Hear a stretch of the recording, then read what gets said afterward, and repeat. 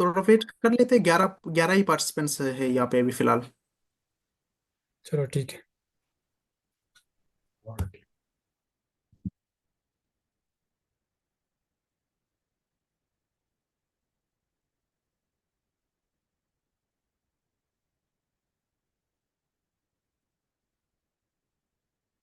वैसे जब तक स्टूडेंट्स आते हैं वैसे बाकी स्टूडेंट्स के लिए कि मार्क्स काफ़ी मैटर करते हैं अगर आप एमडीकेट में जाना चाहते हो, लेकिन उसके साथ साथ आप अपने साथ हमेशा ऑप्शन रख ले यूनिवर्सिटीज़ का भी, ताकि आपके साल भी ज़ाया ना हो जाए। और काफ़ी अच्छी ऑप्शन है आपके पास।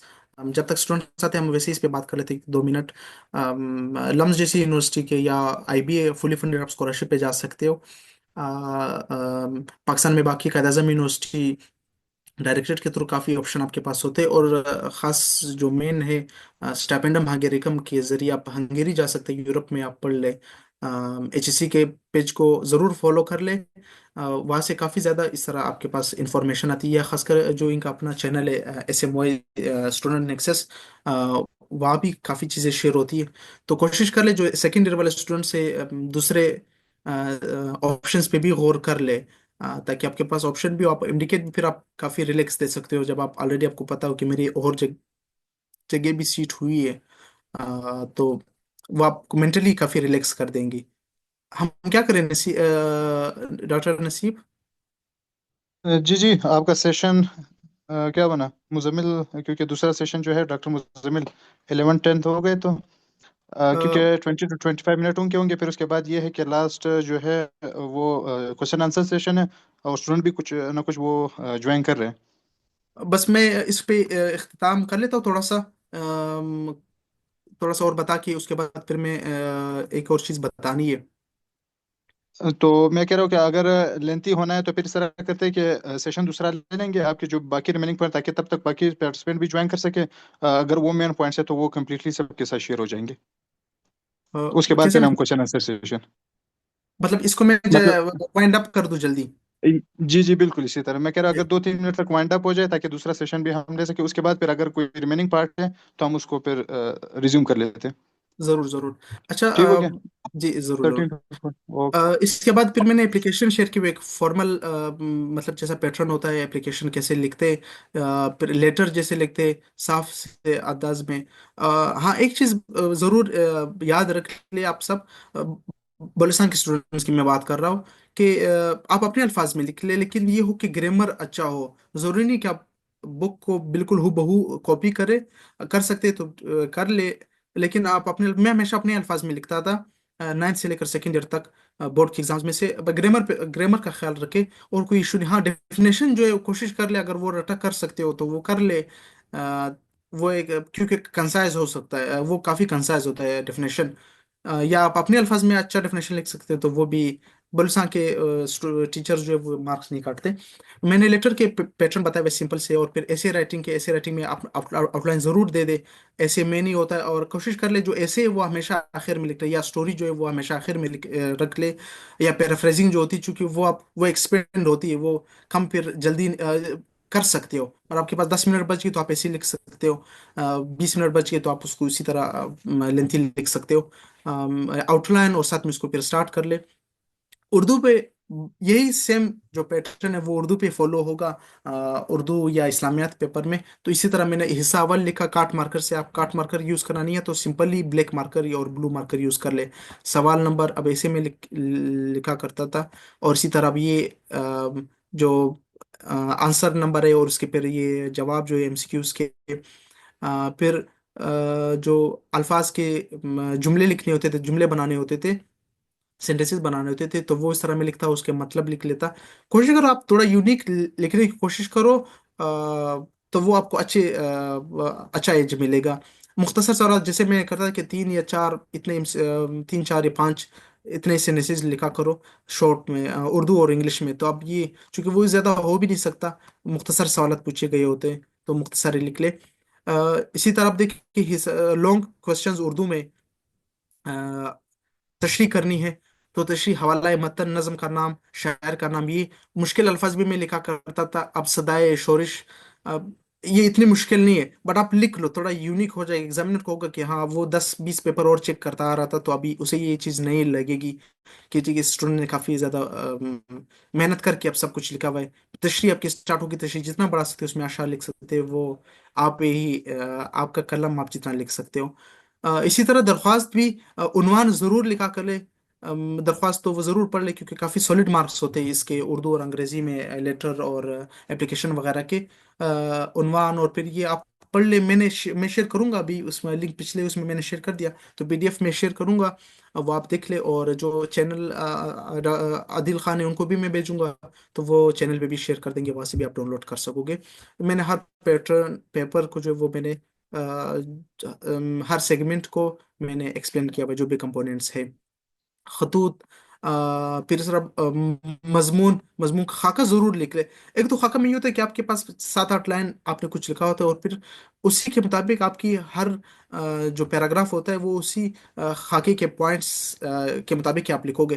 कभी कभार अब मेरा ये होता था कि फर्स्ट ईयर की बात है, या गलबन 10th की बात है, मैंने खाका लिखा था, लेकिन टाइम मुझ पे कम हुआ, मैंने 2 ही पैराग्राफ लिखे थे, सिर्फ 2 पैराग्राफ, हकीम में मैंने 8-9 वो पॉइंट्स लिखे थे।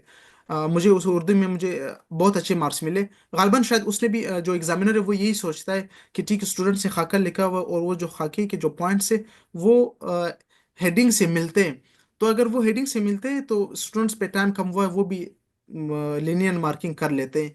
तो आप खुश, और उससे पहले उसने पूरा पेपर देखा होगा कि इसने काफी मेहनत की, इस पे टाइम कम हुआ, अच्छा नहीं होगा कि मैं इसके नंबर काटूं इस चीज पे। ये हर जगह अप्लाई होता है, खाका इसीलिए जरूरी होता है, आपके टाइम कम होने पे आपको मार्क्स मिल जाते हैं। अब ये मैंने मुख्तलिफ, आप किसी भी तरह लिख सकते हो, सिर्फ ये नहीं अपनी तरह से ही कोई बना ले, कोई पैटर्न बना ले, लेकिन उसको फिर कंटिन्यू कर ले। आप अगर इस तरह लिख रहे हो तो फिर हर पेपर के जितने पार्ट 1 पार्ट 2 पढ़ते फिर उसी अंदाज में लिख ले। हारमोनी होनी चाहिए आपके पेपर में। बाकी तो सिंपल चीजें, और तो कोई खास बात है नहीं। मैं इसका पीडीएफ शेयर कर दूंगा, टाइम भी कम है। उसमें मेरा नंबर भी, आप मुझसे वैसे भी कांटेक्ट कर सकते हो पर्सनली, कोई भी इशू हो। अ, हाँ, रिसोर्सेज के लिए एक बात मैंने कहनी थी कि अगर आप यूज़ कर रहे हो, खुलासा यूज़ कर रहे हो, तो खुलासा पूरा बलूचिस्तान यूज़ करता है, और आपको ये भी पता होगा कि नकल के लिए भी खुलासा बहुत यूज़ होता है, इसलिए खुलासा वैसे बदनाम भी होता है। लेकिन खुलासा मैं भी यूज़ करता था जब एग्ज़ाम की तैयारी कर रहा होता था, खासकर उर्दू और इंग्लिश के लिए। लेकिन वो इसलिए कि सिर्फ आपको एक आइडिया हो कि चलो ये बात आ रही है, ये ऐसे आ रही, तो इस वजह को मैंने किस किस पॉइंट्स पे मैं लिख सकता हूँ, कौन कौन सी बातें बयान कर सकता हूँ। बट आपने लिखना अपने अल्फाज में, अगर आप नकल भी कर रहे हो, अ, अब मैं ऐसी बातें बता रहा हूँ जो कि वैसे नहीं बतानी चाहिए, स्टूडेंट्स को नकल से जितना दूर रखा जाए बेहतर है। बट जब आप एग्जाम में बैठे हो उस टाइम, तो अब ये क्या ही कहोगे कि मैं अब तो नकल नहीं करूंगा, तो फिर फेल हो जाओगे। शबीर साहब। जी बस मैं खत्म, बस एक चले एक बात बस। चले। जी, ओके ओके ओके, ताकि मेहरबानी। असल मैं में बात नकल तक आ गई थी, इस वजह से मैंने कहा सेशन को माइंड अप ही कर लेते हाँ, नहीं नहीं, दूसरा, बस मैं क्योंकि खत्म खत्म, बस ये ओके 19 खत्म होगा, 2 मिनट। चलिए, मैं ओके ओके। तो आप कोशिश कर ले कि अगर आपको चलो खुलासा भी आपको मिल जाता है, या आप तैयारी करते हुए भी हूबहू उसको कॉपी ना करे, अपने अल्फाज में लिखे, जितना अपने अल्फाज में लिख सकते हो सही ग्रामर के साथ, आपको फायदा ही होगा बलूचिस्तान बोर्ड में। बाकी कोई भी सवाल हो तो मैं हाजिर हूँ, और मैं अभी पीडीएफ इसका शेयर कर दूंगा। तो the floor is yours doctor Muzammil. Question session जो है वो इंशाल्लाह दी एंड में हम रख रहे हैं, लास्ट के 10 to 15 मिनट्स हम उसके दे देंगे। तो अब हम हमारे जो दूसरे गेस्ट हैं उनको काफ़ी इंतजार हमने करवा दिया वैसे, तो डॉक्टर मुजम्मिल इरफान, उसका इंट्रो वैसे मैंने चैनल पे भी आप लोगों को कह दिया था। मुजम्मिल इरफान बेसिकली उनका ताल्लुक जो है वो सरगोदा से है, पंजाब के एक डिस्ट्रिक्ट हैं। और उनके मैट्रिक में भी अल्हम्दुलिल्लाह उनकी फर्स्ट पोजीशन रही है, फिर उसके बाद देन एफएससी में उनकी थर्ड पोजीशन रही है। और उसके बाद उनका एमडीकेट में 177 स्कोर फर्स्ट अटेम्प्ट में उन्होंने करके 92.6 एग्रीगेट लेके अमीरुद्दीन मेडिकल कॉलेज में उन्होंने अपना जो एडमिशन है वो सिक्योर कर दी है। और उसके बाद उनका फर्स्ट अटेम्प्ट जो है, सॉरी, जो फर्स्ट ईयर एमबीबीएस है वो भी कंप्लीट हो चुका है, और उनका सेकंड ईयर एमबीबीएस चल रही है। और फर्स्ट ईयर एमबीबीएस में भी उनके जो सेकंड ब्लॉक है उसमें उनको डिस्टिंक्शन मिली है, तो उसमें भी हम उनको कंग्रेचुलेशन कहते हैं। तो वो अपना सेशन स्टार्टअप कर ले जी। अस्सलाम वालेकुम वरहमतुल्लाह। आवाज़ आ रही है सर आपको? जी जी जी जी जी जी, जी, आवाज आ आ रही रही है, है। क्लियर है। जी मुजम्मिल साहब।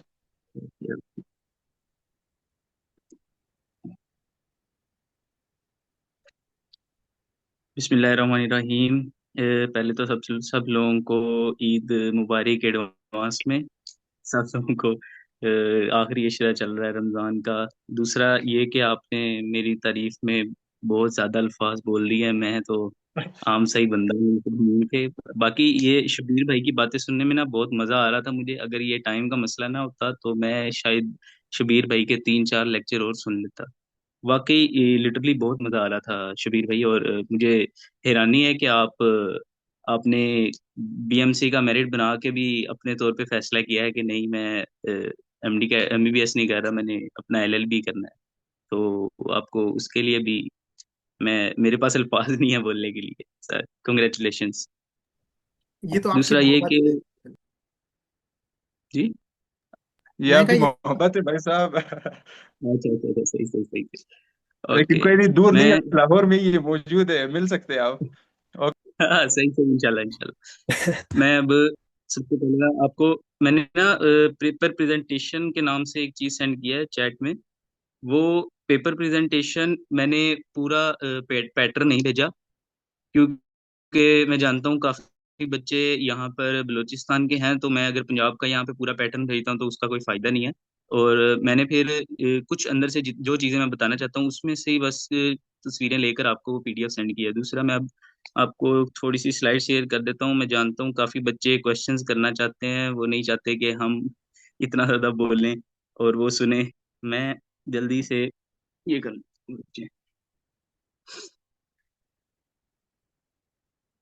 शो हो रहा है, काइंडली बताइएगा। जी जी जी, जी भाई श्योर है श्योर है। मुजम्मिल साहब, श्योर है। सबसे पहले मैं जल्दी जल्दी खत्म करना चाहूंगा। ये मेरे पास लेक्चर लेआउट है, मैं इंट्रोडक्शन तो मेरा हो गया है ना। मैं अपना दोबारा इंट्रोडक्शन देना चाहता हूँ। नसीबुल्ला भाई ने इंट्रोडक्शन दे दिया है। मैं यहाँ पर पेपर पैटर्न डिस्कस नहीं करूंगा अब, क्योंकि बहुत अच्छा शबीर भाई ने बता दिया है।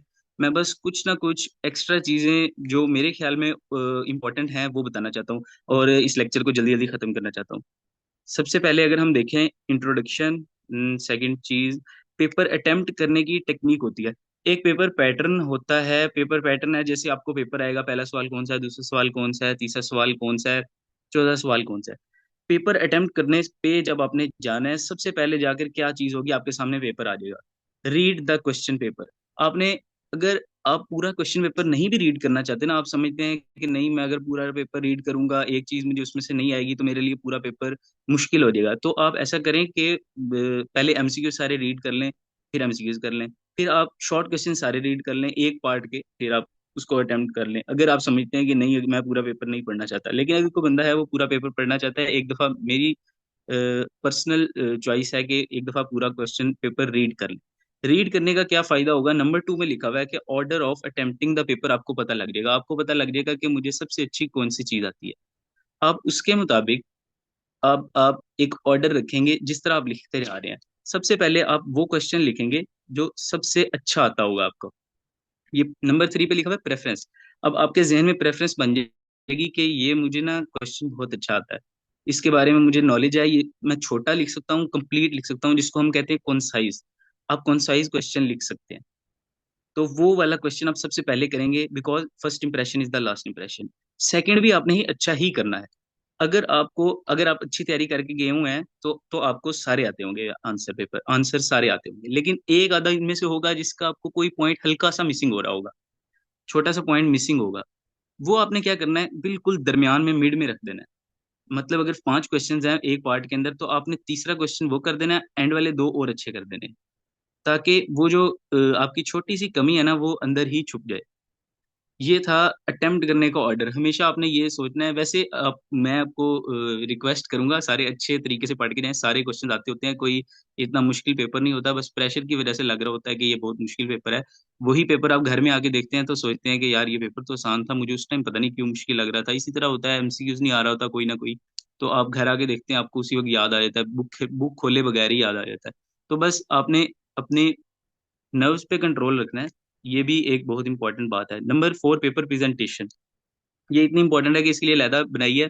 अब नंबर अगर आप जूम करें, ये स्लाइड जूम भी हो जाती है, देखें सबसे पहले मैंने लिखा हुआ है इंपॉर्टेंस क्या है पेपर प्रेजेंटेशन की।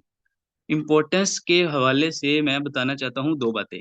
एक है एग्जाम्पल, अगर आप देखें सब लोग, आप सोचें कि आप एक शेफ, कंपटीशन था खाना बनाने का और आप उसके जज हैं। आपके पास दो बंदे आए हैं, उन्होंने दोनों ने एक ही मजे का बिरयानी बनाई हुई है, उन्होंने बहुत मजे की। चले आप कोयटा से हैं सारे, तो मैं कह देता हूँ दुम्बा बनाया हुआ है।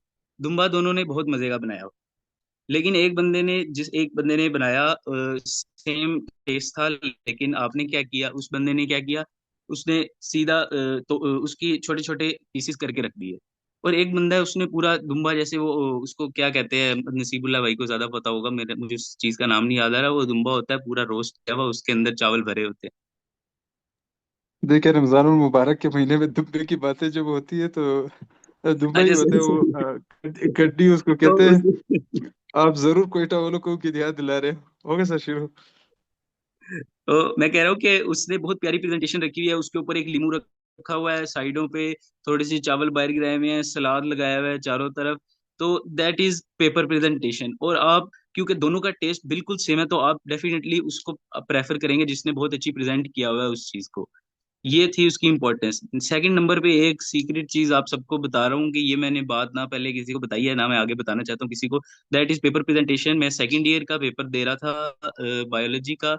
मुझे पेपर, मेरी उस वक्त तबीयत थोड़ी सी खराब थी। मेरा ब्लड प्रेशर का थोड़ा सा प्रॉब्लम था, तो मैं अच्छे तरीके से रिवाइज नहीं कर सका। अब वहां पर जाके क्या हुआ कि प्रेशर की वजह से, क्योंकि सेकंड ईयर का पेपर था, उसके बाद एमडी कैट करना था। तो हुआ ये कि ऑलमोस्ट सेकंड या थर्ड लॉन्ग क्वेश्चन था पेपर के अंदर। और उसमें क्वेश्चन ये था कि types of movements in plants. तो दो तरह की टाइप्स होती हैं, ऑटोनोमिक और पैराटोनिक। ये दो टाइप्स होती हैं, इनकी आगे फर्दर बहुत ज्यादा टाइप्स होती हैं।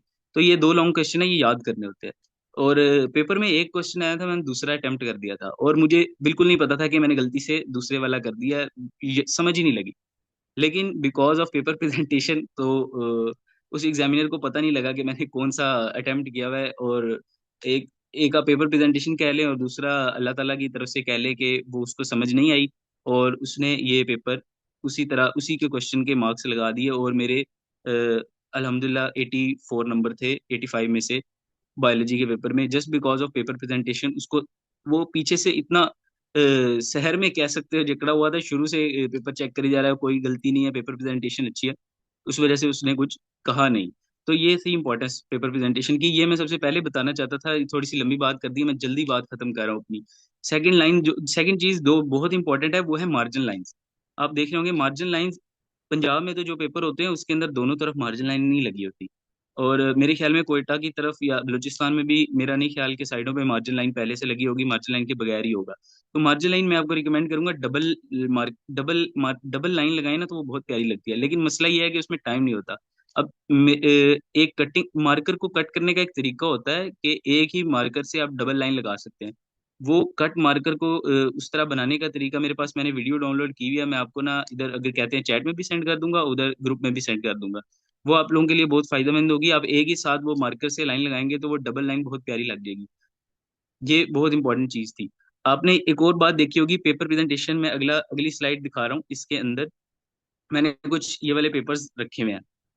अगर आप इसको जूम करें ना और इसको देखें, तो आप इसमें एक बात बहुत कॉमन नोट करेंगे कि शब्बीर भाई ने जो आपको पेपर दिखाया था, और इसमें बहुत सी कॉमन चीजें हैं।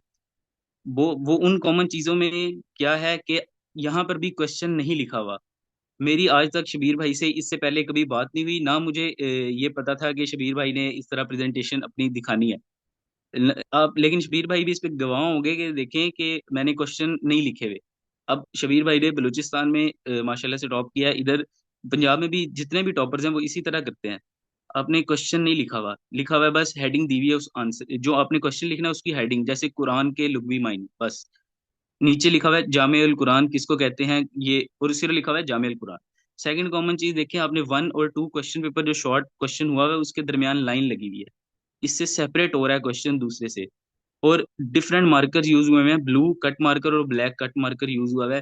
ये कितनी कॉमन चीजें हैं, ये आप बगैर ये देख सकते हैं कि मैंने शबीर भाई से ना बात की और ना शबीर भाई से पहले कभी मिला, लेकिन फिर भी हम दोनों के पेपर में कितनी कॉमन चीजें हैं। ये हमेशा आपने, इसीलिए ये इंपॉर्टेंट चीजें हैं, ये आपने याद रखनी है। आगे चलता हूँ, क्योंकि पेपर प्रेजेंटेशन उन्होंने दिखा दिया तो दिखाने का इतना ज्यादा जरूरत नहीं है। इसी तरह ही मैंने अगला स्लाइड दिखाई है। अगर आप लोगों को सारी नजर आ रही है तो बताइएगा। ये अब इंग्लिश की एक स्लाइड खुली हुई है, बायोलॉजी का पेपर है, नजर आ रही जी जी, क्लियर है, क्लियर है फिर। है? यहाँ पर देखें उसी तरह जैसे शबीर भाई ने उधर किया हुआ था, ये बायोलॉजी का पेपर है। इसमें देखेंगे तो हर क्वेश्चन के दरमियान पार्टीशन हुई हुई है, डिफरेंट मार्कर ब्लू और ब्लैक यूज हुए हुए हैं, 1 2 3 पॉइंट्स बने हुए हैं, डायग्राम जहाँ पे बननी है बना दी गई है। मैंने भी टीचर्स की वजह से पेंसिल से लाइन नहीं ड्रॉ की, मैं भी पेंसिल से लाइन ड्रॉ करना चाहता था, और या बॉल से। तो जैसे शबीर भाई ने कहा है कि टीचर्स को बॉल पेन से बड़ी सख्त नफरत होती है, तो मैंने भी बॉल पेन नहीं यूज किया हुआ, सादा पेन नहीं यूज किया हुआ। और मैंने डायग्राम, क्योंकि पंजाब में टीचर्स कहते हैं कि आपने पेंसिल से नहीं ड्रॉ करनी, इसलिए मैंने पेन से ही ड्रॉ की हुई है। नीचे HIV वायरस की डायग्राम आपको नजर आ रही होगी। लास्ट में अब पेपर प्रिपरेशन है। पेपर प्रिपरेशन के लिए ना आपको मैं 4 पॉइंट्स बता रहा हूँ, बहुत इंपॉर्टेंट है। डेली वर्किंग, आपने रोज का काम ना रोज किया करना है। अब क्योंकि आप एंड पे हैं तो अब ये आपका बनता नहीं है, क्योंकि आपने अब एक दफा सिलेबस कंप्लीट कर ही लिया होगा, क्योंकि एंड पे पेपर्स के दिन आ रहे हैं। इसलिए ये बात उनके लिए जो शुरू से स्टार्ट कर रहे हैं, तो डेली का डेली काम। नंबर 2 पे कॉन्सेप्ट बिल्डिंग, आपने बेशक याद करनी होती है डेफिनेशंस, लेकिन उन डेफिनेशंस को समझने के लिए कॉन्सेप्ट बिल्डिंग बहुत जरूरी है। नंबर 3 पे मैंने हार्ड वर्किंग लिखा हुआ है, और नंबर 4 पे लिखा हुआ है रिवाइज अगेन एंड अगेन। ना आप सिर्फ हार्ड वर्क कर सकते हो, एक दफा हार्ड वर्क कर दिया, मुश्किल से सारी चीजें याद कर ली और फिर भूल गए, फिर उसने उसको रिवाइज नहीं किया। तो हार्ड वर्किंग करनी है, साथ रिवीजन भी करनी है एंड पे। तो अभी जो आपकी फेज चल रही है ना, वो रिवीजन की फेज है। आपने रिवीजन अच्छी करनी है। अगर आप रिवीजन अच्छी नहीं करते ना, तो फायदा नहीं होगा, बहुत कम आपको फायदा मिलेगा। ये चीज, ये पेपर जो है ना, जस्ट लाइक मैराथन है। मैराथन में ना आप भागते रहते हो 10 15 किलोमीटर, आप 13 किलोमीटर सही भागते रहे हो, आखिरी किलोमीटर में आके अगर आप स्लो हुए ना, तो पीछे से कोई ना कोई आएगा तेज चलता हुआ ना, आगे चला जाएगा। जैसे खरगोश और कछुए की रेस होती है ना, उसी तरह। तो आपने अभी यही सोचना है कि आप एक खरगोश और कछुए की ना रेस कर रहे हैं, आप एंडिंग है तो आप अपना पूरा जोर लगाएं। अगली ये कुछ कोटेशंस लिखी हुई हैं, hard work beats talent when talent doesn't hard work. ये नसीबुल्ला भाई को शायद याद हो, ये हमारी क्लासरूम के ऊपर लगा होता था, और हम मैं तो इसको देखता ही रहता था, और ये मुझे बड़ी डीप बात लगती है कि आप हार्ड वर्क से आप टैलेंट को बीट कर सकते हो, लेकिन अगर टैलेंट हार्ड वर्क नहीं ना कर रहा, तो उस टैलेंट का फायदा नहीं है। आगे ये कुछ कोट्स हैं, ये आप देख लें। गिव अप नहीं करना आपने, कंसिस्टेंट रहना है हमेशा। ये है अनसक्सेसफुल पीपल और सक्सेसफुल पीपल दोनों फेल होते हैं, ये कभी हो ही नहीं सकता कि आप कभी फेल ना हो जिंदगी में। बस आपको आपकी वो मेंटेलिटी होती है कि आप फेलियर को अपने सर पे सवार कर रहे हो, या उन्हीं फेलियर से सीढ़ियां बना रहे हैं आप अपने लिए। लास्ट में कंसिस्टेंसी के लिए यही है कि एक कतरा कतरा करते करते अगर पत्थर पे गिरेगा, तो पत्थर में भी सुराख हो जाएगा। तो आप करते रहें, फेल होते रहेंगे, लेकिन आपने करते ही रहना। लास्ट में मैं अपना पर्सनल एक्सपीरियंस बताऊं, तो सिर्फ मेरा पर्सनल एक्सपीरियंस सिर्फ इसी पे चल रहा है। ये जो हदीस मुबारक है ना तिरमिजी शरीफ की, अगर पूरी दुनिया भी तुम्हारे हक में आ जाए और चाहे कि तुम्हें कोई फायदा हो, तो वो फायदा नहीं पहुंचा सकती सिवाय वो जो अल्लाह ने तुम्हारे लिए लिख दिया है। और इसी तरह अगर पूरी दुनिया आ जाए और हमें नुकसान पहुंचाना चाहे ना, तो हमें नुकसान नहीं पहुंच सकता जब तक अल्लाह नहीं चाहता। सो ये मेरी यहाँ तक स्लाइड्स खत्म होती हैं, और थैंक यू स्लाइड आ गई है जो आप लोगों को सबसे अच्छी लगती है, और इसीलिए मैं स्क्रीन शेयरिंग बंद कर रहा हूँ। इसके बाद मैं ना आपको वो जो कटिंग मार्कर कट करना होता है ना दरमियान से, ताकि डबल लाइन लग जाए एक मार्कर से, वो आपको ग्रुप में भी सेंड कर दूंगा, और ये वाली सारी स्लाइड भी ग्रुप में सेंड कर दूंगा एक दफ़ा। और जो पेपर पैटर्न है, अगर आप खोल के देखना चाहें ना, तो मैंने और भी कुछ पिक्स दी हुई हैं उस पेपर पैटर्न में, वो भी आप देख सकते हैं। So thank you. शुक्रिया डॉक्टर मुजमिल भाई, आपका भी बहुत शुक्रिया। शबीर अहमद, आपका भी बहुत शुक्रिया। जल्दी जल्दी हम लोग क्वेश्चन आंसर के सेशन की तरफ चलते हैं, क्योंकि हम भी ओनली हैव 8 मिनट्स। जिसका भी क्वेश्चन हो वो सिर्फ हाथ वो कर ले, रेस कर ले, एक वन बाय वन पूछे, जिसका भी क्वेश्चन हो।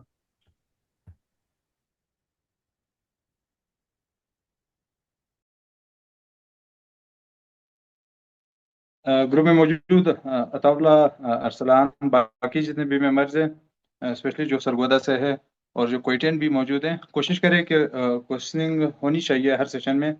आज के सेशन के रिलेटेड हो या बाकी आपके वैसे पर्सनल कोई क्वेश्चन हो तो ज़रूर करें।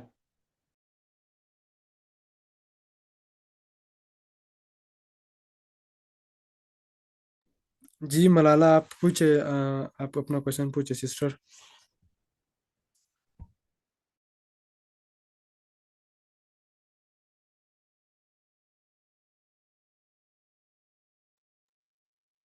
आप लिख भी जो भी क्वेश्चन अगर वो पूछ नहीं सकते तो वो लिख ही पूछ ले टेक्स्ट में, तो वो इशू कोई नहीं।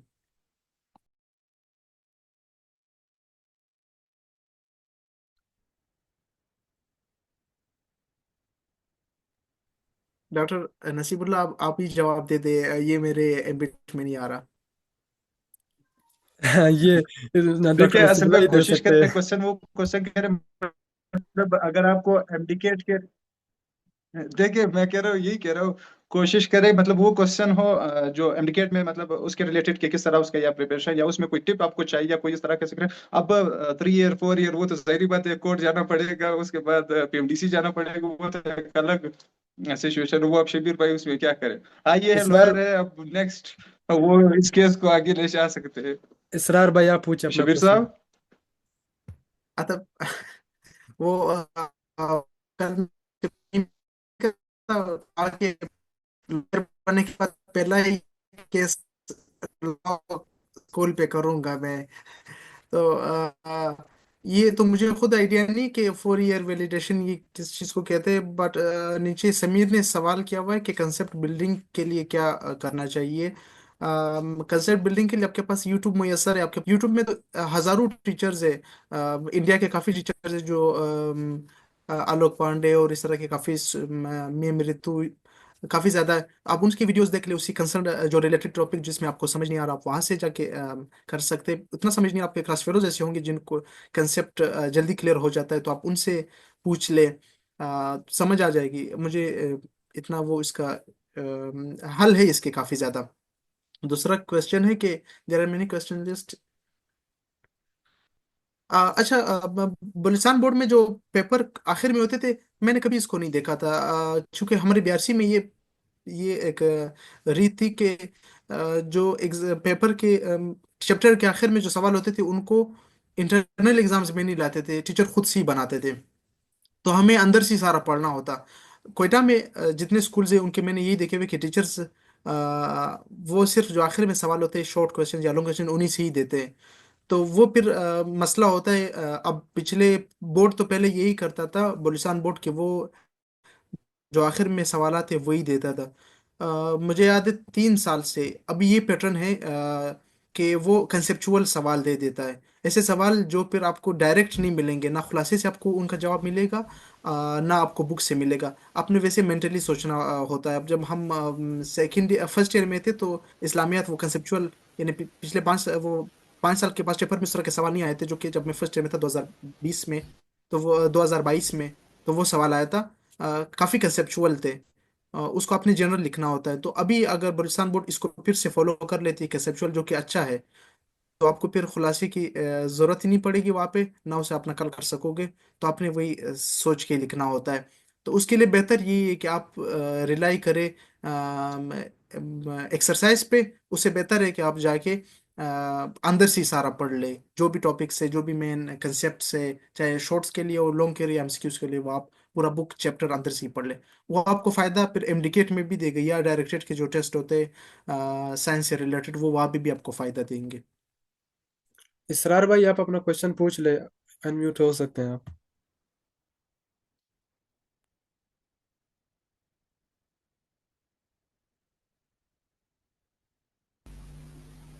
अच्छा, आपके अगर 9th 10th में अच्छा, मैं अपनी एक वो सब्जेक्टिव एक मुझसे रिलेटेड बात है। मुझे खुद वैसे साइंसेस से ज़्यादा मुझे लिटरेचर में काफ़ी इंटरेस्ट था शुरू से ही।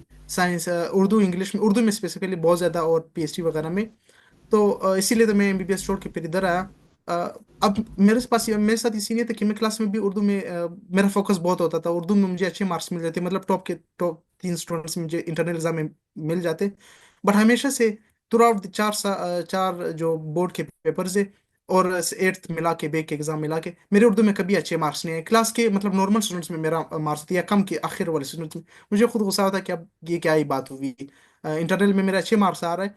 तो अब इसका मुझे तो रीज़न नहीं पता कि केमिस्ट्री में आपकी क्यों इस तरह मार्क्स आ रहे हैं। बट मैं आपको सजेस्ट ये करूंगा कि आपने ट्रिक्स करनी होती है। ट्रिक्स ऐसे कि अगर सब सवाल, सब स्टूडेंट जो है वो एक जैसे सवाल लिख रहे, आपको पता है कि मेरे क्लास फेलोज एक जैसे जवाब लिख रहे, तो आप थोड़ा सा चेंज कर दे। केमिस्ट्री में आप ये कर सकते हो कि आपने कोई डायग्राम बना ली, कोई केमिस्ट्री का कोई एक्सपेरिमेंट हो रहा है तो उससे रिलेटेड डायग्राम बना लिया, या एटम से रिलेटेड कोई डायग्राम बना लिया शॉर्ट्स में। लॉन्ग में आप ये कर सकते हो, जो मैंने पेपर पैटर्न शेयर किया हुआ है उसमें आखिर में आप ये होता है कि वो क्लासिफिकेशन मैंने दी हुई है। फॉर एग्जाम्पल जैसा सेंट्रल नर्वस सिस्टम है उसके अंदर अंदर क्या टाइप से, उस तरह के अगर क्लासिफिकेशन आप बना सकते हो। केमिस्ट्री में भी मुख्तलिफ चीज़ों के सब टाइप्स होते हैं, सब ग्रुप्स होते हैं, तो आप वो चीज़ें थोड़े यूनिक चीज़ें क्या करो, ताकि वो फिर एग्जामिनर को वो अच्छा लगे कि हाँ इस स्टूडेंट ने काफ़ी मेहनत की हुई। तो शायद फिर आपके फर्स्ट ईयर या सेकेंड ईयर में इतने अच्छे मार्क्स आ जाए। मुजम्मिल साहब सरबदा वाले भी जागे हैं, उनकी तरफ से भी क्वेश्चन आ गया डॉक्टर साहब आपके लिए। फिजिक्स के बारे में रहनुमाई फरमाएं डॉक्टर मुजम्मिल साहब। इकबाल खान का क्वेश्चन है कोई।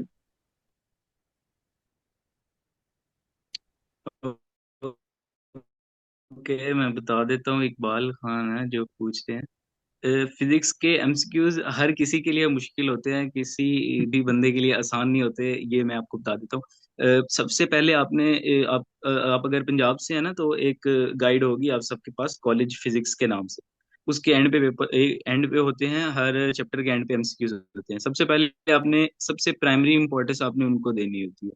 वहां से बहुत अच्छे एमसीक्यूज निकलते भी हैं और वहां पे अच्छे पढ़े हुए हैं। उसके अलावा अगर आप कोशिश करें ना, आप अपनी मैथ को थोड़ा सा ठीक करें और फिजिक्स के कॉन्सेप्ट अच्छे बनाएंगे ना, तो आपको एमसीक्यूज करने में आसानी होगी। अगर आप अब इकबाल खाना फर्स्ट ईयर में है ना, अगर तो आपको मुश्किल हो रही होगी, वो उसमें डिस्टेंस डिस्प्लेसमेंट और जो लॉ ऑफ मोशंस वाले चैप्टर है ना, उसमें मुश्किल हो रही होगी। उसमें मुश्किल के लिए आसानी का हल है, कुछ एक्स्ट्रा नोट्स होते हैं जिसपे एमसीक्यूज अच्छे तरीके से लिखे होते हैं। आप मुझे बताना, मैसेज करना ना मुझे, मैं आपको सेंड कर दूंगा। सर कुछ डिफरेंट टीचर्स हैं हमारे, सर सलीम होते थे, उनके नोट्स मेरे पास पड़े हुए हैं। सिर्फ एमसीक्यूज के टेस्ट अलहदा उनके पड़े हुए हैं, वो बहुत अच्छे एमसीक्यूज थे। उसके अलावा कुछ एमडी कैट के अंदर मैंने नोट आए थे फिजिक्स के लिए। फिजिक्स के हमेशा एमसीक्यूज एमडी कैट में भी मुश्किल आते हैं, उनके नोट्स मेरे पास एमडी कैट के लिए भी पड़े हुए हैं। और वो जो जिन सर ने एमडी कैट पढ़ाया था, उन्होंने बहुत अच्छे तरीके से फिजिक्स के एमसीक्यूज करवाए थे। अगर आप चाहें ना, तो मैं आपको वो नोट सेंड करूंगा, वो मेरे लिए भी बहुत हेल्पफुल थे। उनकी वजह से ही आई थिंक सो के फिजिक्स के मुझे मसला खत्म हुआ था, क्योंकि वो नोट्स इतने डिटेल्ड में लिखे हुए हैं, इतने डिटेल में लिखे हुए हैं। डिस्टेंस डिस्प्लेसमेंट सेकंड ईयर के कुछ टॉपिक्स हैं उनके बारे में। तो वो जो डिफरेंट जगहों से आपने चीजें देखनी होती है, तो आप उन नोट से देख लेते हो। तो आप जब कहोगे मैं आपको सेंड कर दूंगा। अगर आप फिजिकली चाहते हैं तो फिजिकली आके भी ले लीजिए, कोई मसला नहीं। अच्छा डॉक्टर मुजम्मिल, अगर ये जो ये दुर्दाना इसका जवाब मैं दूं आपको, एतराज तो नहीं होगा? ये वैसे इंडिकेट इसरार करें। जिनका हाथ हैंड है, अगर सवाल उनका भी कोई क्वेश्चन है तो वो आप पूछ सकते हैं। इसरार साहब, उनका हैंड ये रेज है। इंडिकेट से रिलेटेड एक सवाल पूछा है, बट मैं चाहता हूँ कि जी, मैं जवाब दूं हाँ वैसे। बट अगर डॉक्टर साहब चाहते हैं फिर वही मसला नहीं है सर, उनका दोनों ही बात कर दायरा ले या इस पे है। अख्तियार है। दोनों बात कर ले, हेलो। कोई बात नहीं। चल अच्छा ये शुक्रिया शुक्रिया। अच्छा ये मसला होता है एमडीकेट को, मैंने खुद 1 घंटा पहले एमडीकेट अपना एमडीकेट कर लिया। और एमडीकेट से भी ज़्यादा मुश्किल पेपर होता है लम्स का एग्ज़ाम होता है, जो एल के टेस्ट होता है, या उससे भी फिर जो एसएटी टेस्ट होते हैं वो मिलते जुलते बाहर की यूनिवर्सिटीज़ के लिए अप्लाई करते हैं स्टूडेंट्स। तो वो काफ़ी मुश्किल टेस्ट होता है, आपके पास टाइम बहुत ही कम होता है। अम, म- मैंने इन तीनों को काफी अच्छा मतलब एक वो स्ट्रेटेजी अपनाई थी कि पहले आप वो सवाल करो जो आपको एग्जैक्ट आते हो, जिसमें आप श्योर हो कि 100% यही ऑप्शन है। आपने वो लिख लिए, और वो ऐसे कैसे मतलब आप टिक कर ले कि हाँ ये ऑप्शन टिक कर लिए। उसके बाद उसको फिर साथ में फॉर एग्जाम्पल 10 आपने कर लिए, तो वहाँ पे जल्दी जल्दी वो लिख ले, बबल फिल कर ले। आप ये कर सकते हो कि जब आप एक पूरा फॉर एग्जाम्पल आपने जो पेपर है 100 मार्क्स से 200 मार्क्स इंडिकेट में वो आपने सॉल्व कर लिया, उसमें आपको 40 मार्क्स एग्जैक्ट आते थे। अब दरमियान में जब आप किसी सवाल पे पहुंचोगे, फॉर एग्जाम्पल आप 20वें सवाल पे पहुंच गए, और वो सवाल आपको लगा कि थोड़ा मुश्किल, आपने पढ़ के ही लगा कि यार ये टॉपिक पे तो मुझे इतना खास ग्रिप हासिल नहीं है, लेकिन उस सवाल को आपने पढ़ लिया और आपको ये लगा कि इसमें जो दो ऑप्शन है, एक ऑप्शन इसमें एक ऑप्शन के 30% चांसेस है और दूसरे के 70% लग रहे हैं, वहां पे लिख ले जो क्वेश्चन पेपर 70 और 30 लिख ले, आप आगे चले जाए। इस तरह आप कोई आपको 50-50 मिलेगा, कोई आपको 10 और 90 मिलेगा, आप श्योर नहीं होंगे कि एग्जैक्ट। आप जब एक दफा गो थ्रू कर लेंगे पूरे पेपर को, उसमें आपने जो एग्जैक्ट थे वो आपने लिख भी लिए, वहाँ पे बबल भी फिल कर लिए, 40 आपने फिल कर लिए, आपको फिर से एक दफा स्टेप, इसमें आपको 1 घंटा फॉर एग्जाम्पल हुआ, आपको पास है 2 या 2.5 घंटे हैं, फिर से स्टार्ट कर ले जो 70 और 90 थे। इसमें अब ये होता है कि जब एक दफा पेपर 7-8 पेजेस अब हो जाते हैं तो आप मेंटली इतना इंसान रिलैक्स हो जाता है। लम्स और एमडीके दोनों में मैं बहुत ही मेंटली रिलैक्स हुआ था जब मैं एक दफा हुआ, गो थ्रू मैंने कर लिया। फिर जो आपके पास वो 90 और 10% वाले आपने उस पर सोचा था, 1 मिनट या 1.5 मिनट जाया भी किया था आपने उस पर, अक्सर ये होता है कि वो आपको जहन में आ जाता है कि हाँ इसमें तो ये ऑप्शन था, तो आपने टिक कर लिया। एक दफा फिर से गो थ्रू इस तरह कर लिए, आखिर में आपके पास चलो टाइम कम हो जाता है, आपको कहीं से हेल्प भी नहीं मिलती। हेल्प से मुराद कई स्टूडेंट आपको करीब होता है जो आपको आपके जो कलर, क्वेश्चन पेपर का जो कलर होता है वो बुकलेट का कलर भी सेम होता है, वो आपको बता देता है, तो चलो एक तो वो ऑप्शन हो जाती है। चलो वो भी आपको जरिया नहीं मिलता, तो आपके पास टाइम बहुत ही 10 मिनट या 5 मिनट देखिए बच शबीरा, जाते। फर्स्ट ऑफ ऑल ये पॉइंट आप जरूर दे देते। अब ये तो आपने एग्जाम में करना ही होता है, आपके पास तो फिर वापस सोल्यूशन नहीं होता, आपने इतना मेहनत की होती है। फिर अक्सर ये होता है कि स्टूडेंट ने तैयारी की होती है लेकिन एग्जामोफोबिया की वजह से मेंटली इतने डिप्रेस हो जाते, पहला सवाल देख के वो फंस जाते। तो उस पे अगर आप 5-6 मिनट जाए उस सवाल पे, तो वो आप आगे जितने आसान सवाल है वो सब भूल जाओगे स्ट्रेस की वजह से। तो यही होता है कि आप जो है इस तरह गो थ्रू 2-3 दफा आ जाए। तो जब लास्ट में आपके पास 10-15 मिनट रह जाएंगे, आपको कहीं से रिसोर्स वो जरिया भी नहीं मिलता हेल्प की, तो फिर जो 90% आपने चेक किया हुआ था या जिसके परसेंटेज ज्यादा लगे उस पर तुक्का बस उस पे लगा ले। और इस तरह करने से आप टाइम भी बहुत बचा लेंगे और पेपर भी काफी ज्यादा ही अच्छा आपका हो जाएगा। डॉक्टर मुजम्मिल अगर कुछ उस पे या नसीब बाकी अगर आप कुछ करना जवाब देना चाहो इस पे, तो वो आप भी कर सकते हो मजीद ऐड। जी मुजम्मिल भाई, हमारे पास इस वक्त 2 मिनट 40 सेकंड है, ये सारे आपके हैं, आप बोल डॉक्टर साहब सकते हैं। हमारे सीनियर है डॉक्टर। नहीं, जी मैं जी। मेरा आंसर भी सेम ही है। शबीर भाई ने बहुत अच्छा बताया है। यही होता है जब आप प्रेशर में होते हो, आपने सबसे पहले वो क्वेश्चन अटेम्प्ट करने हैं जो आपको आते हैं, और आपने इतनी जल्दी वो करने हैं कि आपके वो मार्क्स मिस भी ना हो, और आपके लिए सफिशिएंट टाइम हो, जो आपको नहीं आ रहे एमसीक्यूज उनके लिए सफिशिएंट सफिशिएंट टाइम बचाना है। और फिर आपने दूसरे प्रोसेसेस की तरफ जाना है कि मैं इस पर सोचूंगा या गैबी मदद की तरफ देखूंगा। वो उसके लिए आपने ना ज्यादा टाइम बचाना है, यही स्ट्रेटेजी है। और दूसरी बात मैं ये जरूर कहूंगा कि ना आप उस प्रोसेस में से बार बार गुजरें, तब आपको ना प्रेशर कम होने लग जाएगा। जैसे आप जितनी ज्यादा दफा टेस्ट देंगे ना, उसी प्रेशर के अंदर रह के, आप एक दफा टेस्ट दे रहे हो, एकेडमी जा रहे हो या कॉलेज जा रहे हो, स्कूल हो जहां भी हो, घर में भी कर रहे हो, तो आप कोशिश करो कि अपने आसपास ना उस तरह का इन्वायरमेंट क्रिएट करने की कोशिश करो जैसा कि उधर बोर्ड में या एमडी कैट के दौरान होता है। अगर आप इजी रहकर पेपर हल कर रहे हो ना, घर में सोफे पे बैठ के इजीली, एक दो बंदे इधर से गुजर रहे हैं, एक दो बंदे उधर से गुजर रहे हैं, घर वाले बातें कर रहे हैं, तो वो आपको उतना फायदा नहीं देगा प्रेशर के लिहाज से। आप अपने आसपास वो प्रेशर क्रिएट करने की कोशिश करो। आप सामने अलार्म लगाओ कि इतने में अब मेरा टाइम खत्म हो रहा है। बार बार अलार्म लगाओ, मतलब अलार्म के अंदर भी छोटे ऑप्शंस होते हैं ना, वो भी लगाओ कि बार बार आपको पता लगे अच्छा अब आधा घंटा रह गया, अब 15 मिनट रह गए हैं। आप अपने ऊपर ना प्रेशर डालने की कोशिश करो, और उस प्रेशर में अगर आपके एमसीक्यूज मिस हो भी रहे हैं ना, तो आप टेंशन ना लो, क्योंकि आप बार बार वो प्रैक्टिस कर रहे हो, तो इजी आहिस्ता आहिस्ता आहिस्ता वो प्रेशर कम होता रहेगा, और फाइनली आपको एंड में जो आप फाइनल पेपर दे रहे हो, तो आपको उसके लिए ईजी होगा। अच्छा, इस पे मुझे तो ये एक और बात। जी। अच्छा, एक 1 मिनट रह रहा मिनट रह है, गया है। जी जी, मैं एक बात ऐड करना चाहूँगा, उसके बाद तो वैसे भी इख्तिताम है। जो एक अच्छा एक तरीका ये होता है कि आप एग्जाम से पहले जितने भी आपने पेपर किए हुए पास्ट पेपर्स उठा लें एमडीकेट के, और जो पैटर्न जो जितने बुकलेट्स है या एमसीक्यूज जो बुक बैंक है वो आप उठा लें, और एमसीक्यूज बैंक उसको आप प्रैक्टिस कर ले, बबल शीट गूगल से डाउनलोड करके प्रिंट करवा ले, गत्ता उठा ले उसके ऊपर वो रख ले, बॉल पेन रख ले, और अलार्म के साथ ही 2 घंटे या 2.5 घंटे जो टाइम होता है उसी के साथ ही लगा ले। आपको फिर आप जब 10-15 पेपर कर लेंगे, इतना मेंटली रिलैक्स हो जाओगे, जब आप एग्जाम में बैठोगे आपको ऐसा लगेगा कि मैं घर में ही बैठा हूँ। तो वो रिवर्स सिचुएशन हो जाएगी, आप बहुत ही रिलैक्स करोगे पेपर। मैंने लम्स के टेस्ट में ये किया था और इंडिकेट में दोनों, बहुत ही जल्दी मैंने पेपर हल कर लिया और मेंटली रिलैक्स है, जितने मुझे आ रहे थे मैंने मतलब बहुत ही जल्दी कर लिए। तो जब आप ये प्रैक्टिस करोगे